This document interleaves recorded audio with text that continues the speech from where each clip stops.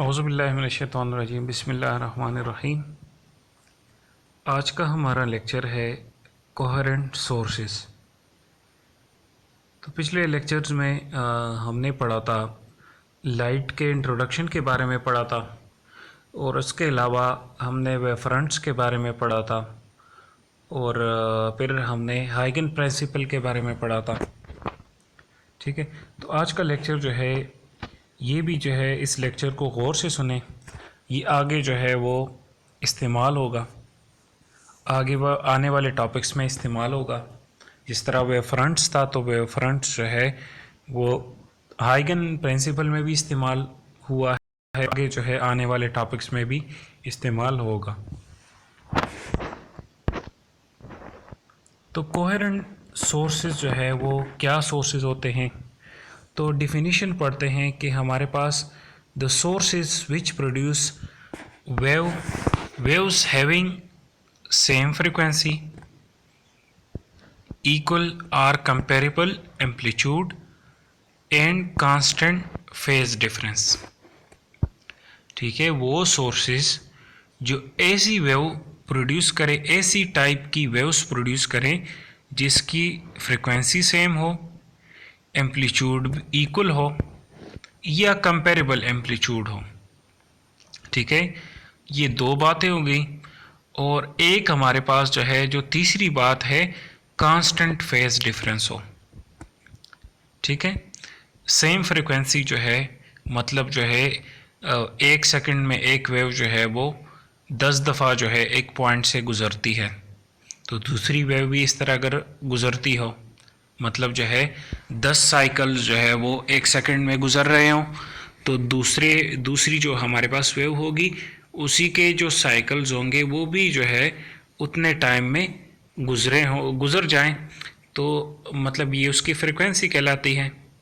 ठीक है, और एम्पलीट्यूड जो है, एम्पलीट्यूड हमारे पास सेम भी हो सकता है और कंपेरेबल भी हो सकता है।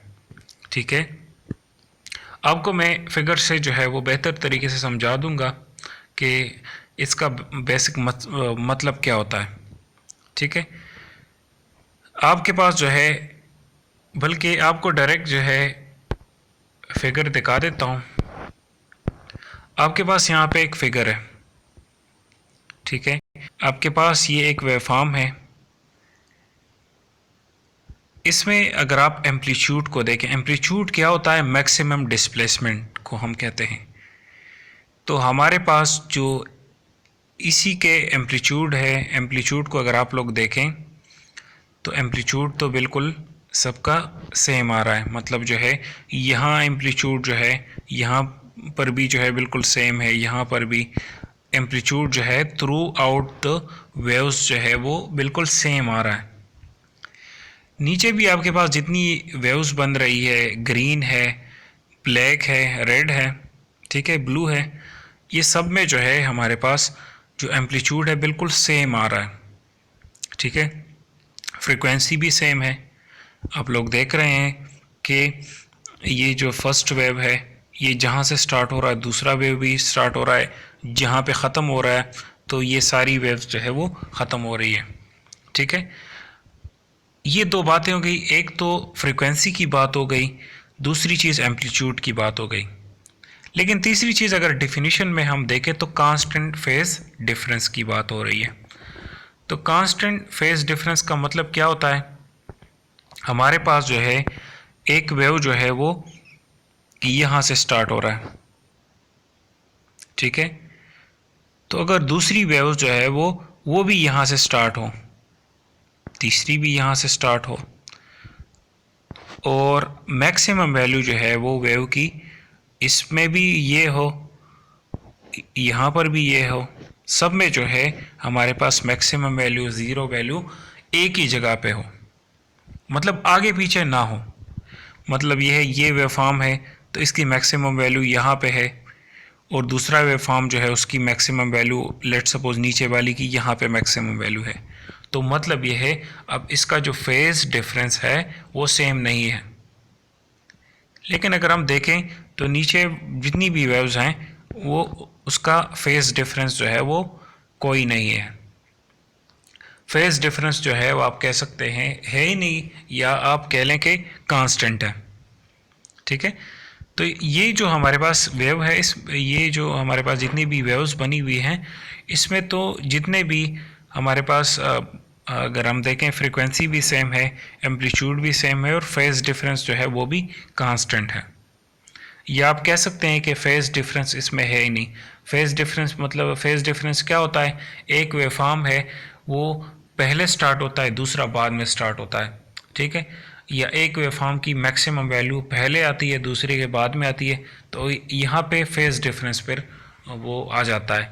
लेकिन ये तो जहाँ से एक स्टार्ट हो रहा है, दूसरा भी वहाँ से स्टार्ट हो रहा है, तो यहाँ हम कह सकते हैं कि यहाँ फेज डिफरेंस कोई है ही नहीं, या कांस्टेंट फेज डिफरेंस। ठीक है,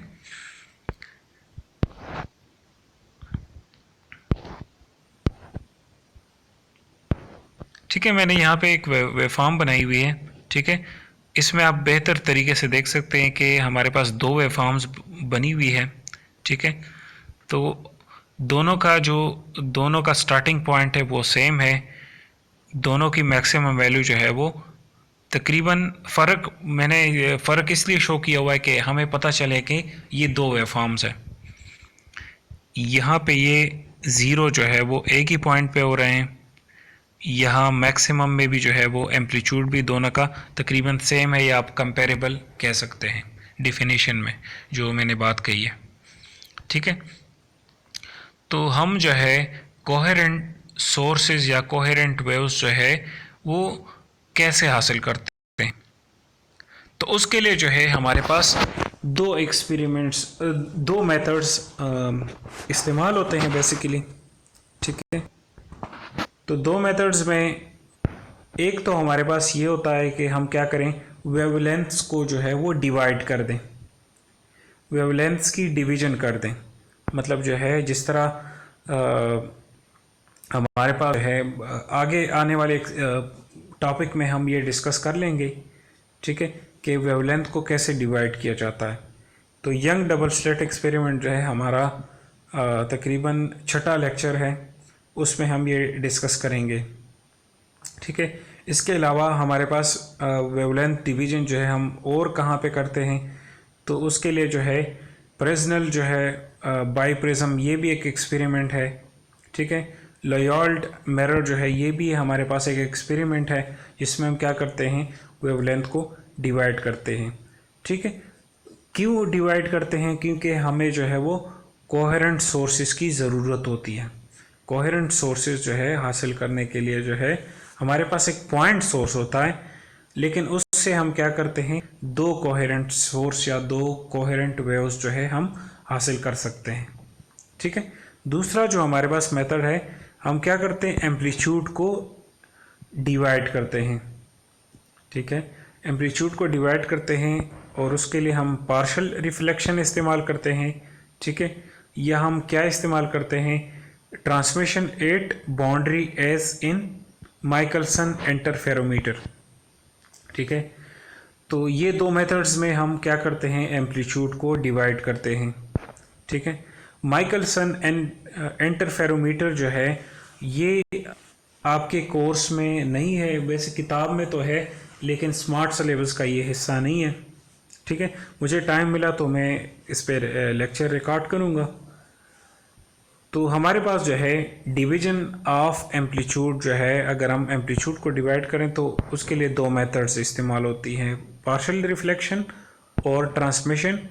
मतलब जो है माइकलसन इंटरफेरोमीटर में जो है हम क्या करते हैं, उसमें भी एम्पलीट्यूड को डिवाइड करते हैं।